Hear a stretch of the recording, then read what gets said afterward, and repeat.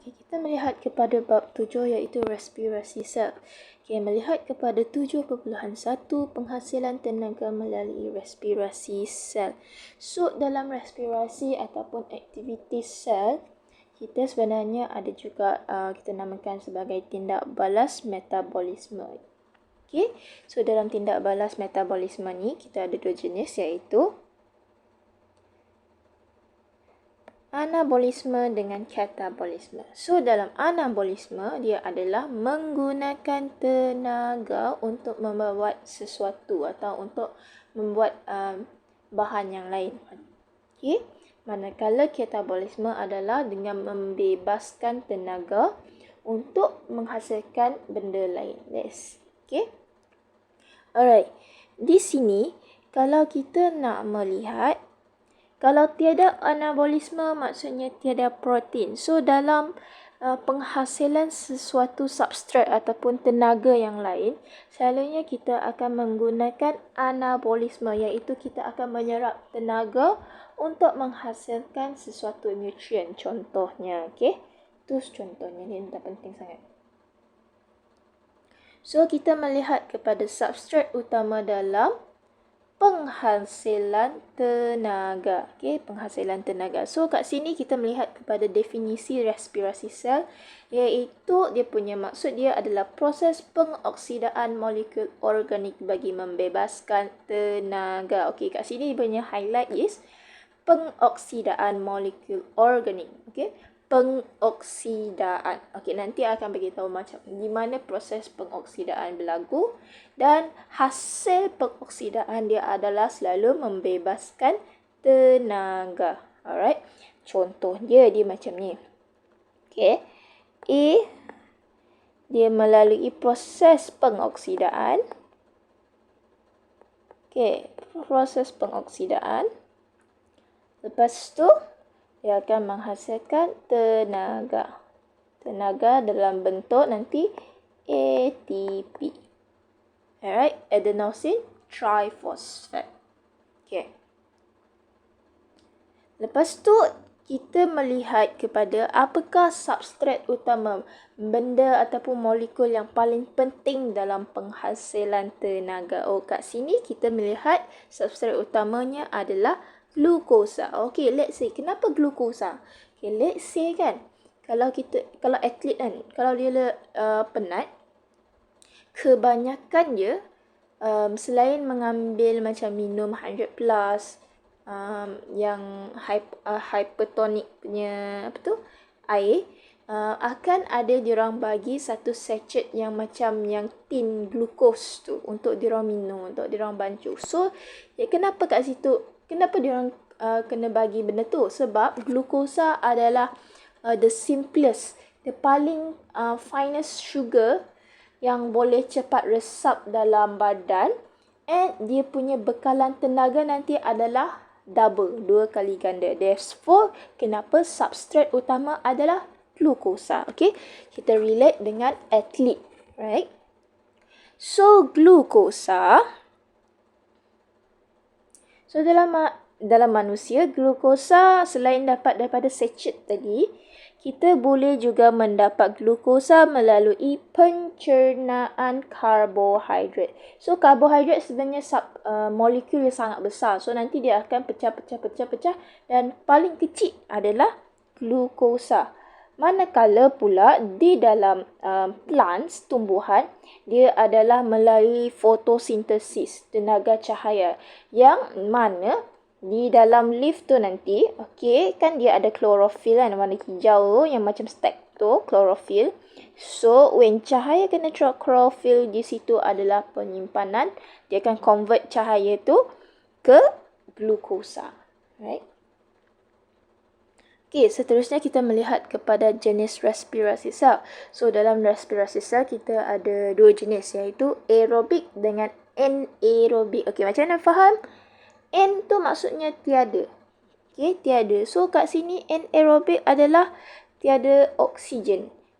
Manakala aerobik pula adalah ada oksigen. Okay, maksudnya di sini respirasi sel aerobik dengan anaerobik adalah penguraian glukosa.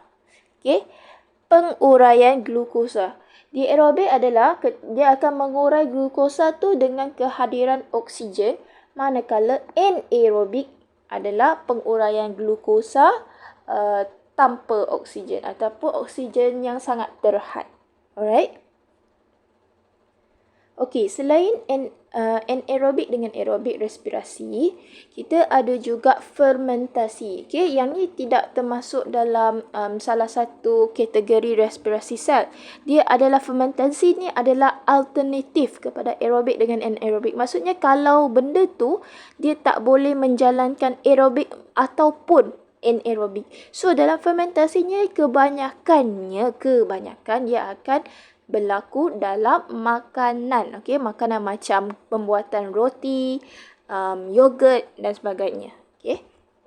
So kat sini kita hanya fokuskan kepada aerobik dengan fermentasi. Okey, di sini kita melihat, kita tengok buku teks kita melihat kepada respirasi aerobik, iaitu penguraian glukosa dengan kehadiran oksigen. Kalau kat sini saya letak ada oksigen je. Tapi kena ingat tambah penguraian glukosa. Sebab respirasi sel adalah tadi penguraian molekul organik. Okay? Yang tu molekul organik tu adalah glukosa. So, di sini dalam aerobic respirasi, dia akan menghasilkan CO2, H2O dengan tenaga yang sebanyak 2898 kilojoule. Okay, tenaga ni boleh dalam bentuk ATP. Jadi di sini di aerobik dia adalah pengoksidaan glukosa. Therefore kenapa dia ada O2 kat sini? Sebab tadi aerobik kita cakap kita perlukan O2. Therefore dalam equation nanti kita perlu letak glukosa tambah O2. Hasil dia adalah karbon dioksida, water, air dengan tenaga. Yang ni selalu kena ingat lah sebab kebanyakan soalan akan tanya equation dia. Alright. Tak pun dia akan tanya, okay, apakah hasil daripada respirasi aerobik. Okay. Either dia suruh letak equation ataupun dia akan tanya hasil respirasi aerobik. Alright. Okay, di proses aerobik pula dia ada dua proses. Okay. First proses kita panggil sebagai glycolysis. Okay, yang ni first step, glycolysis. So glycolysis adalah dia akan berlaku di cytoplasma. Okay, cytoplasma. Lepas tu yang kedua tu dia adalah pengoksidaan pyruvate. Okay, yang tu proses yang kedua. Okey, kita melihat kepada glycolysis. Glycolysis maksudnya di sini adalah penguraian glukosa oleh enzim. Okey, term dia adalah enzim. Untuk dia menguraikan glukos, dia memerlukan enzim. Itu dia panggil sebagai glycolysis. Okey, yang ni secara detail dia punya proses, alright. Yang tadi glukos tambah air tu adalah yang general. Alright, general. So yang ni adalah sangat detail sikit. So kat sini glukosa, tengok sini glukosa dengan bantuan enzim, alright, melalui proses glycolysis, dia akan membentuk dua molekul pyruvate. So nampak kat sini dia akan bentuk dua pyruvate. Alright, itu proses glycolysis. Ikut je gambar ni, lukis je gambar ni. First, glukosa akan penguraian. Okey, kita melihat Okey, kita macam mana kita nak define glycolysis. Okey, glukosa, penguraian glukosa adalah melalui enzim dan hasil glycolysis akan menghasilkan dua molekul pyruvate. Lepas tu kita bagi tahu lagi, glycolysis hanya terjadi dalam cytoplasma. Okey, macam tu. Okey, lepas dia dah menghasilkan dua molekul pyruvate, jadi dia akan masuk kepada step yang kedua, iaitu pengoksidaan pyruvate, yang mana dia akan berlaku dalam mitokondrian. Okey, mitokondrian. Kenapa mitokondrian? Sebab mitokondrian adalah, ingat, dia adalah hub ataupun house powerhouse kan. Dia ada rumah tenaga. So, kat sini glycolysis aerobik kan tadi dia adalah menggunakan oksigen sepenuhnya. Jadi dia punya tenaga adalah sangat banyak di sini. Therefore, kenapa dia berlaku di mitokondrian?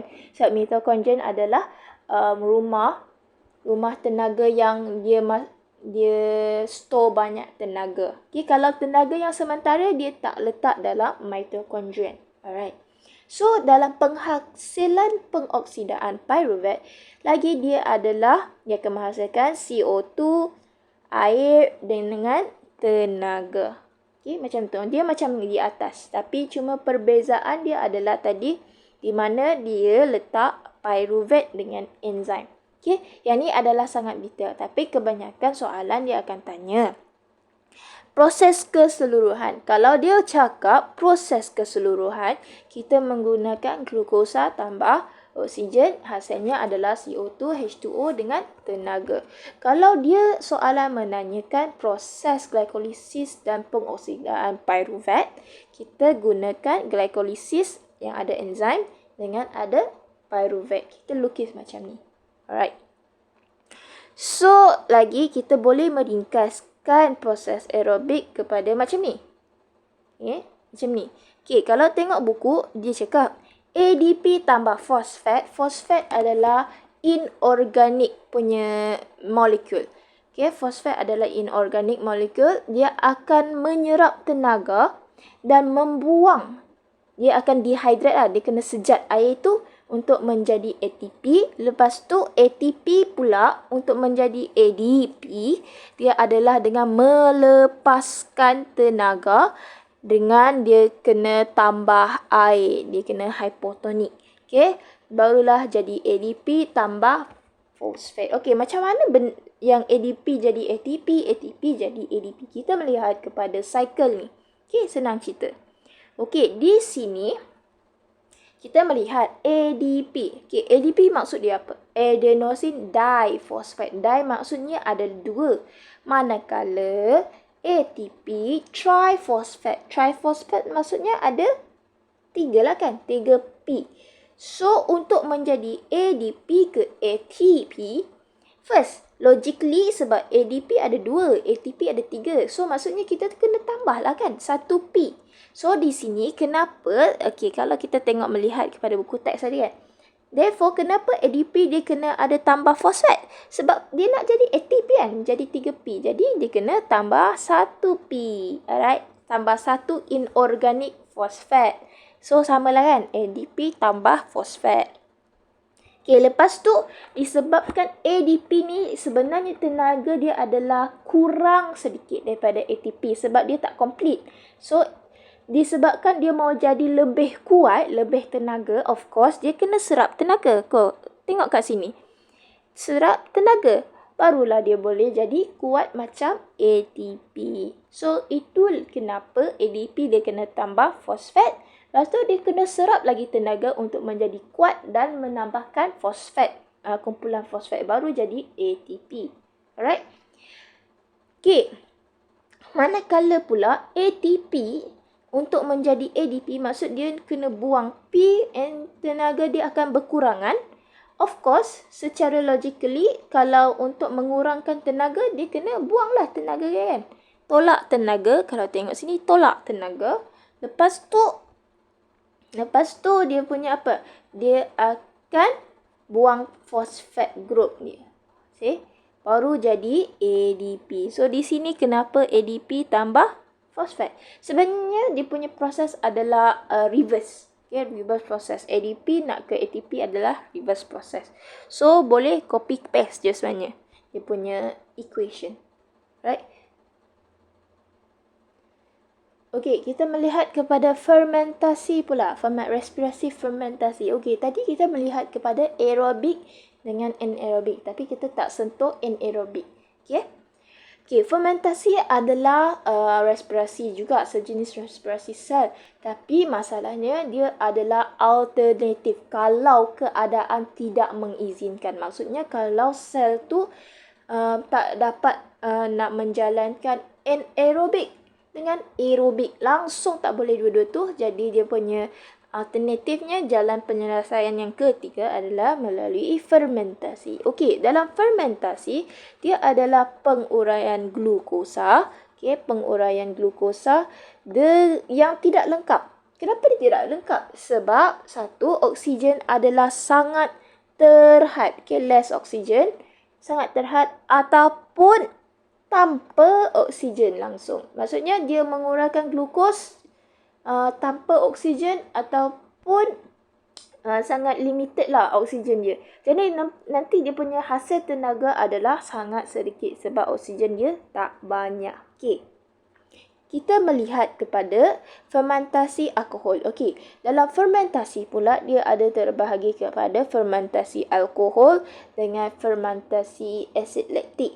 So dalam fermentasi alkohol dia kebanyakannya adalah untuk makanan. Okey, makanan. Sebab tadi ada bagi tahu fermentasi kebanyakan adalah untuk makanan macam yeast, macam Yakult, yang yogurt dan sebagainya.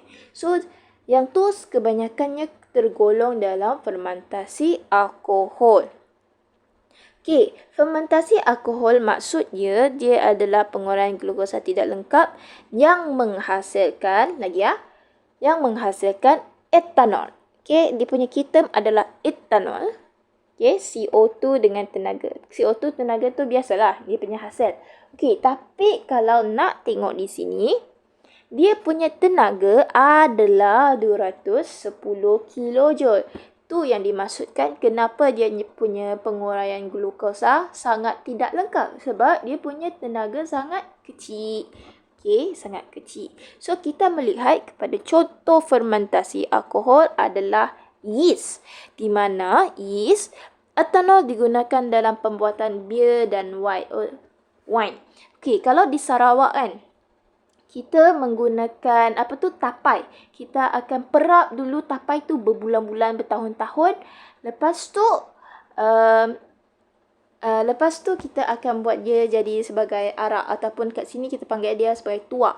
So yang tu when kita buka kan, kalau pernah tengok Korean movie ke, dia orang pun ada simpan arak kan. Lepas dia orang buka tabung dia punya tempayan tu untuk letak wine tu, dia akan satu bau keluar. Yang tu bau sebenarnya etanol. Alright, etanol. Alright. Lepas tu dia cakap lagi yeast karbon dioksida yang membebaskan menaikkan adunan dalam pembuatan roti. Okey, kita tahu yeast tu adalah satu bakteria. Okey, bakteria yang baik lah sebenarnya. So bakteria ni dia pun perlu bernafas, berrespirasi macam manusia. Kita punya lepas kita bernafas keluar, kita menghasilkan CO2. Sama juga dengan yeast. Bakteria ni akan menghasilkan CO2 yang mana dia akan menaikkan adunan tepung tadilah. Alright. Dan kita melihat kepada tumbuhan, specifically pokok padi. So pokok padi akan tinggal di kawasan berair yang mana kawasan tu adalah sangat kurang oksigen. Di mana kawasan tu tanah pama kan, tanah yang sangat lembut, and dia kebanyakan air masin. So air masin ni dia punya oksigen level tu sangatlah rendah.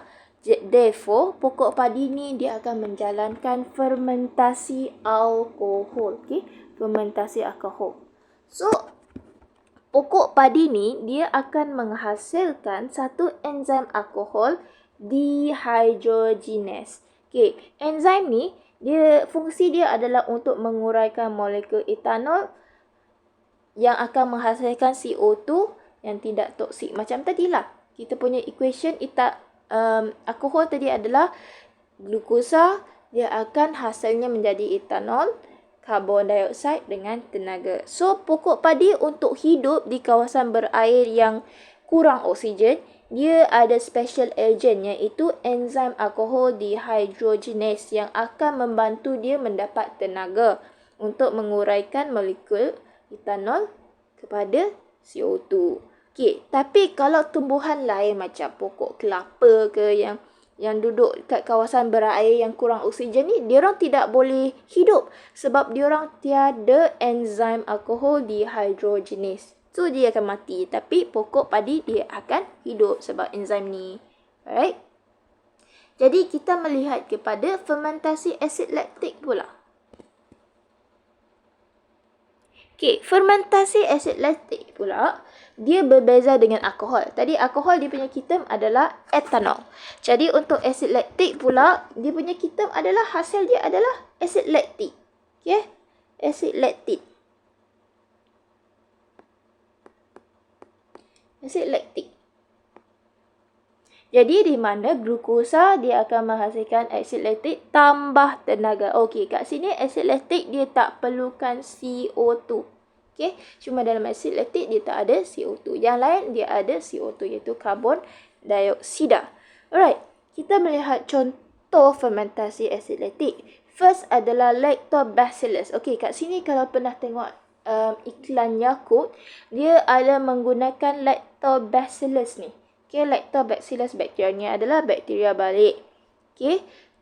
Okey, apa fungsi lactobacillus? Di mana fungsinya adalah untuk fermentasi susu yang menukarkannya menjadi dadih ataupun yogurt. Okey, dadih ataupun yogurt. Yang Yakult pun sebenarnya dia adalah sebahagian daripada yogurt lah. Cuma dia tak sangat gumpal. Dia masih macam dalam keadaan susu. Alright. So di sini lactobacillus ni dia akan bertindak ke atas laktosa. Okey, laktosa ni sejenis gula-gula susu. Okey, gula-gula susu yang mana dia akan menukarkan kepada asid laktik. So ini equation dia. Dia cakap lactobacillus dengan kehadiran laktosa terus dia akan menghasilkan asid laktik. Okey, asid laktik. Okey, lepas dia dah hasilkan asid laktik ni dia akan berjumpa dengan keisin iaitu protein susu ataupun ketika dia bertindak dengan keisin, okey, asid laktik ketika kehadiran keisin dia akan bertukar terus menjadi dadih. Okey, dia akan bergumpal menjadi dadih. Okey, ulang semula. Asid laktik dengan kehadiran keisin, dia akan menggumpalkan susu tu tadi, okey, menjadi dadih. Kat sini gumpal. Alright, gumpal. Okey. So, macam tu lah proses dia. Dari lactobacillus, dari susu, air cecair akan menjadi gumpalan dadih ataupun yogurt. Okey, ingat. Lactobacillus dengan kehadiran laktosa, dia akan bertukar menjadi asid laktik. Dia akan menghasilkan asid laktik. Lepas tu, second proses. Asid laktik dengan kehadiran keisin pula, dengan protein susu pula. Dia akan mengeras ataupun menggumpal menjadi dadih ataupun yogurt. Okey, kenapa kita selalu rasakan dadih ataupun yogurt tu agak masam sedikit adalah disebabkan asid. Okey, asid dia kita tahu asid pH dia adalah sangat tinggi di mana benda yang asid adalah sangat masam macam lemon. Okey, therefore kenapa asid laktik adalah masam ataupun dadih dan yogurt adalah sedikit masam. Okey, itu cukup untuk lactobacillus, untuk dadih. Kita melihat kepada sel otot manusia. Okey, tadi ada bagi tahu yang fermentasi kebanyakan untuk makanan, tapi untuk yang ni adalah exceptions, okey. Exception. So sel otot manusia akan melakukan fermentasi juga. Okey, tapi fermentasi asid laktik. Okey, di sini macam mana proses dia berlaku? Okey, sel otot manusia menjalankan fermentasi dia adalah satu ketika when dia exercise, lepas tu kaki dia kejang kan. Kaki dia cramp, rasa lenguh. Lepas lenguh tu kalau kita rehat, lepas tu dia okey. Yang tu adalah ketika sel otot manusia tengah menjalankan fermentasi asid laktik. Okey, akan bagi tahu kenapa. Okey, first dia punya carta adalah macam ni. Okey, first kita melakukan senaman ataupun exercise. Aktiviti yang sangat lasak, cergas. Selalunya lah. Okay. Walaupun kita dah warming up apa semua. Alright. Lepas tu, dalam badan kita, sepatutnya dia akan membekalkan bekalan oksigen yang cukup-cukup je. Okey, tapi ketika tu kita buat aktiviti yang sangat over limit. Over limit yang memang bukan selalu kita buat. So when over limit, dia akan menggunakan bekalan oksigen tu melampau lah. So maksudnya bekalan oksigen tu tak cukup. Okey, bekalan oksigen tu tak cukup. So when bekalan oksigen tak cukup, okey, tengok sini, otot akan berkurangan oksigen. So, when otot berkurangan oksigen, dia akan pinjam oksigen sel lain. Okay? So, dia maksudnya dia berhutang lah. Berhutang oksigen dengan otot sel yang lain. Okay? So, di sini, dia proses dia berhutang tu, okay? Dalam proses berhutang sebab dia kena share kan. So, di situ glukosa still hadir. Tapi, lepas penguraian glukosa tu, dia punya hasil adalah dengan dia akan menghasilkan 2 ATP sebanyak 150 kJ je. So, tenaga dia adalah kecil. Kenapa adalah kecil? Sebab penguraian dia tidak penuh ataupun tidak lengkap sebab oksigen tidak cukup. Okay, ingat tadi kita belajar sebagai fermentasi adalah penguraian glukosa tidak lengkap kerana tiada oksigen ataupun terhad. So, sama dengan fermentasi asid laktik. So, dia punya tenaga adalah sangat kecil, 150 kJ sebab tidak penuh penguraian dia. So, at the same time, asid laktik akan berkumpul. So, when asid laktik sangat banyak berkumpul di sel otot tu, yang menyebabkan otot kita lesu sebab asid kan sangat penat. Okay, terlampau asid kita akan mengecut. So, otot kita lesu ataupun kita akan berasa kejang. Okay. So, lepas kita dah habis exercise,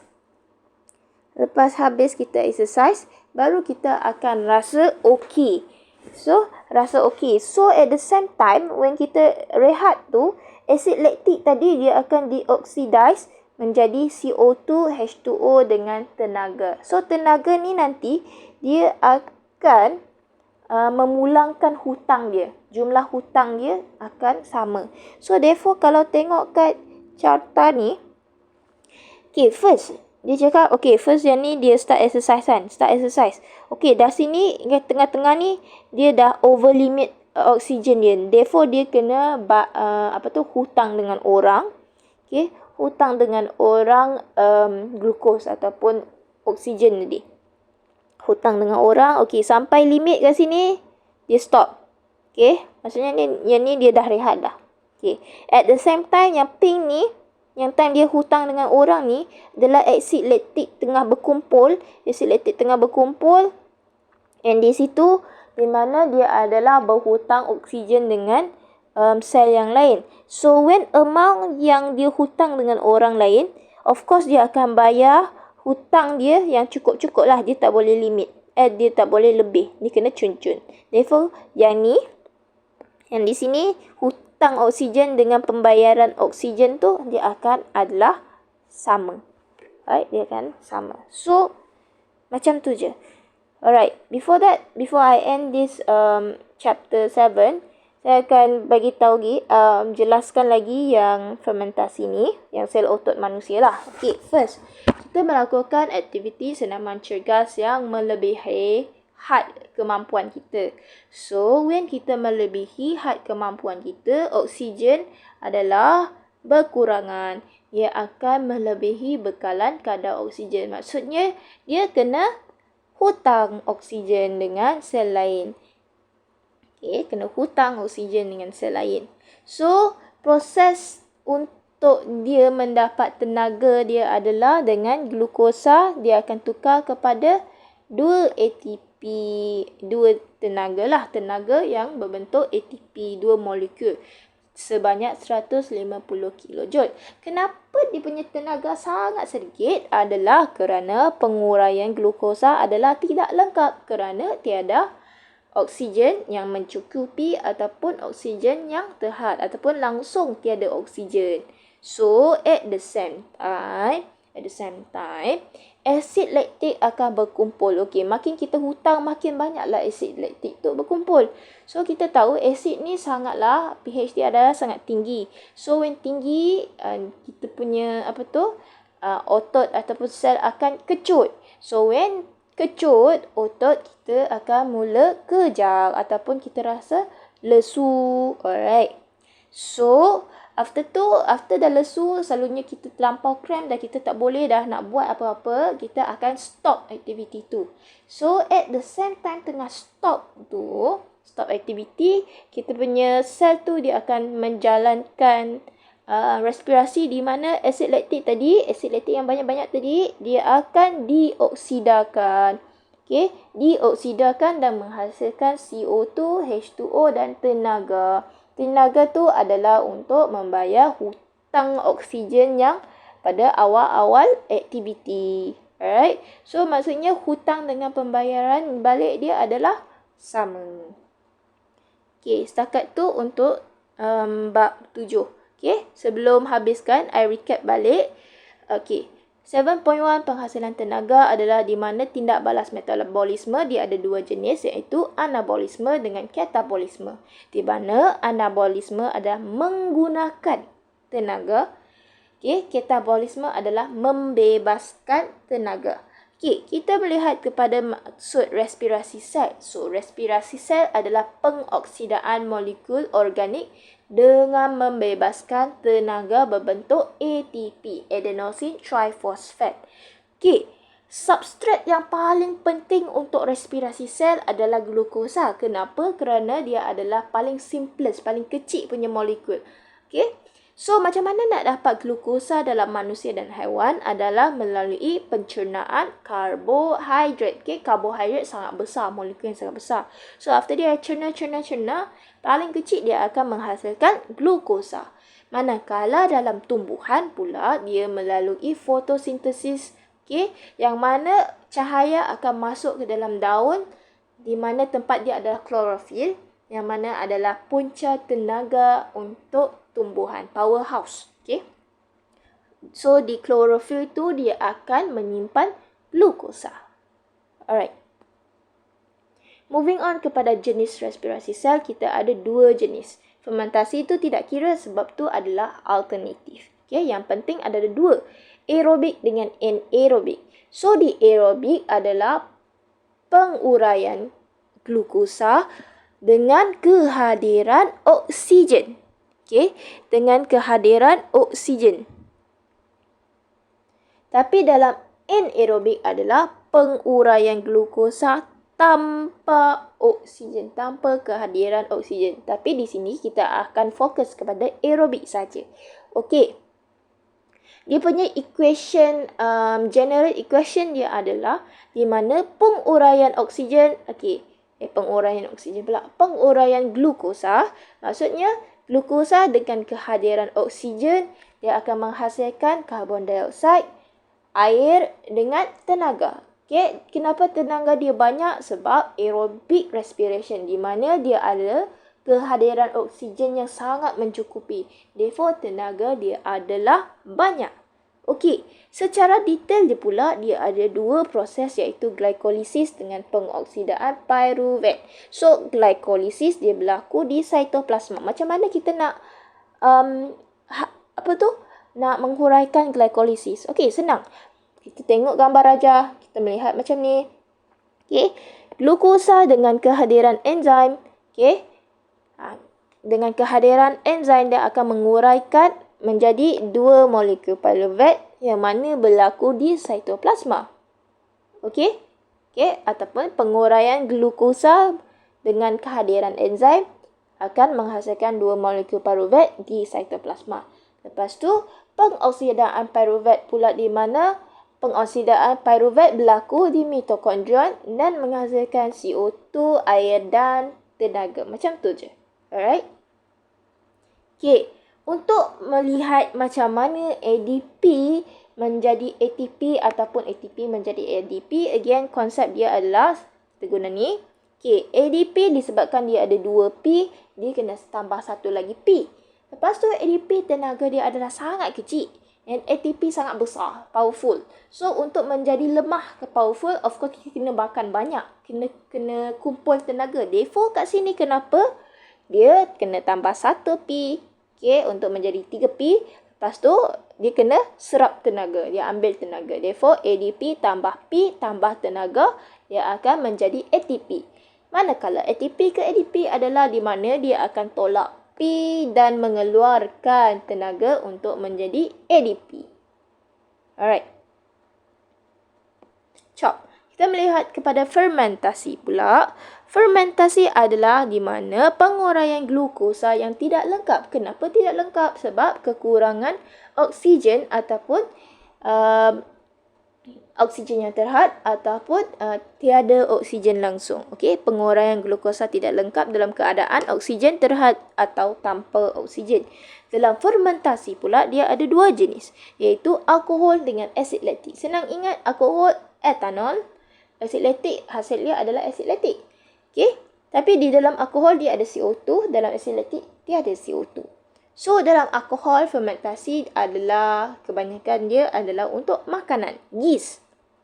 Okey, yeast kita melihat dia akan, kita melihat etanol. Etanol kebanyakan dia hasilkan oleh wine dan beers. Yang bau tu, yang bau masam when orang buka tempayan yang letak beer tu, dia adalah etanol. Okey, yeast adalah suatu bakteria di mana macam manusia dia perlu bernafas. So when dia bernafas keluar, dia akan menghasilkan CO2. CO2 tu adalah untuk menaikkan adunan tepung. Okey, next moving on kepada tumbuhan. Okey, tumbuhan kita specifically kepada pokok padi. Kenapa pokok padi boleh hidup di kawasan berair, yang mana kawasan tu adalah sangat rendah oksigen dia? Kerana pokok padi ada satu enzim yang bernama alkohol dehydrogenase, yang mana dia boleh menguraikan etanol menjadi CO2, yang mana dia akan menghidupkan pokok padi tersebut. So kalau misalnya pokok mangga nak berbuah di situ, tak dapat sebab pokok mangga tak ada enzim alkohol dehydrogenase. Jadi dia akan mati. Okay, moving on kepada fermentasi asid laktik pula. Fermentasi asid laktik tadi hasil dia adalah glukosa akan menjadi asid laktik tambah tenaga. Ingat, tenaga di sini adalah sangat kecil. Dia tak seperti aerobik tadi yang banyak, 2000 lebih. Okay. So first kita melihat kepada bakteria Lactobacillus. So Lactobacillus ni adalah selalu digunakan untuk fermentasi susu yang menjadi dadih ataupun yogurt. So dia punya equation dia adalah di mana Lactobacillus ni dia akan dengan kehadiran laktosa, okey, gula-gula susu, dia akan menghasilkan lactic acid. Okey, asid laktik. Lepas tu asid laktik ni dengan kehadiran casein iaitu protein susu, dia akan menggumpalkan susu tu menjadi dadih ataupun yogurt. Okey, kenapa yogurt ataupun certain dadih dia adalah masam? Kerana asid pH dia adalah sangat tinggi macam lemon. Lemon adalah asid masam kan? Kita ambil contoh tu. Alright. Moving on kepada sel otot manusia pula. Okey, ni kenapa manusia selalu rasa kaki dia cramp when dia over limit atau buat larian yang luar kemampuan dia. Okey, first kita melihat kepada dia melakukan aktiviti biasa. Tapi apabila when dia over dia punya limit aktiviti, okey, dia akan menggunakan bahan ataupun kadar oksigen yang berlebihan. So maksudnya, maksud dia punya oksigen adalah sangat kurang di otot. Di mana kalau otot tu kurang oksigen, dia kena pinjam oksigen lah. Okay, pinjam oksigen maksudnya dia berhutang. So when dia berhutang, dia punya proses glukosa tu, penguraian glukosa akan menghasilkan 2 molekul ATP yang mana energi itu sangat sedikit, 150 kJ. Kenapa sangat sedikit? Adalah kerana penguraian glukosa tidak lengkap sebab kehadiran oksigen yang sangat terhad ataupun tiada langsung oksigen. So at the same time, asid laktik tu akan berkumpul. So when banyak lagi kita berhutang dengan orang, makin banyaklah asid laktik tu. So asid laktik tu sangat masam, sangatlah pedih kan. So dia akan menyebabkan otot kita pedih ataupun lesu. So when terlampau banyak lesu sangat, jadi kita cramp. Okay? Cramp. So when kita cramp, dah sangat cramp, kita akan automatically stop. At the moment kita stop tu, asid laktik dia akan berkurangan. So untuk mengurangkan asid laktik tu, dia proses adalah pengoksidaan asid laktik. Okay? Pengoksidaan asid laktik di mana dia akan menghasilkan CO2, H2O dengan tenaga. Tenaga ni still akan rendah sebab dia kena bayar balik hutang tadi. So hutang dengan pembayaran balik jumlah tu adalah sama. Ia akan cancel out kosong-kosong. So itu saja untuk bab 7.